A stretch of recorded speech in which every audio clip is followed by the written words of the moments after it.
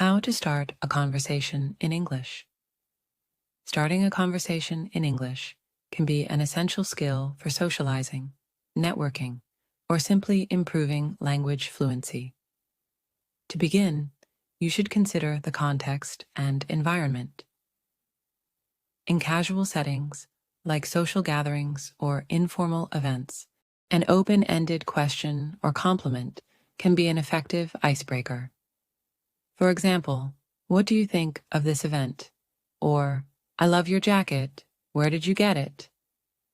Such openers invite the other person to engage, giving you a chance to connect and carry on the conversation. Next, it's important to genuine interest. After initiating the conversation, listen carefully to the other person's response and ask follow-up questions. This demonstrates that you are engaged and curious about what they have to say.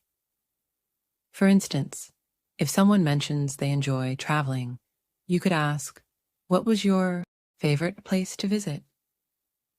This keeps the conversation flowing and gives you both more topics to explore. Maintaining the conversation requires active listening and thoughtful responses. Rather than giving one-word replies, try to expand on your thoughts and invite further dialogue.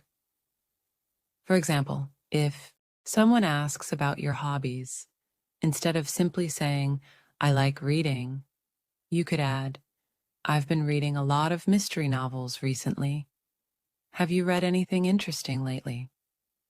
This encourages a two-way exchange rather than a stagnant conversation. Being aware of nonverbal cues is also crucial.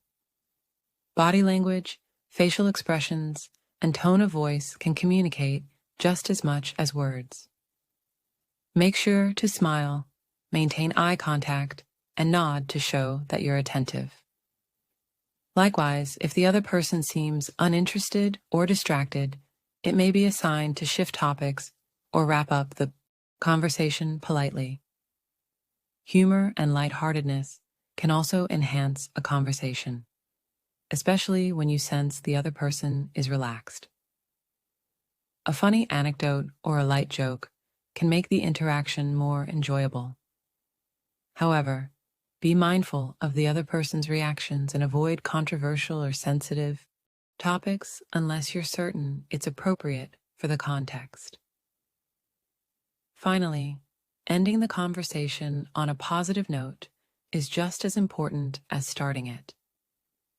If you feel the discussion has run its course, you can close by expressing your pleasure in talking with them. For instance, "It was great talking to you. Hopefully, we can catch up again soon." This leaves a lasting impression and opens the door for future interactions. Thanks for watching this video. Subscribe to English Planet on YouTube, hit the bell icon for the latest videos, and share your feedback in the comments.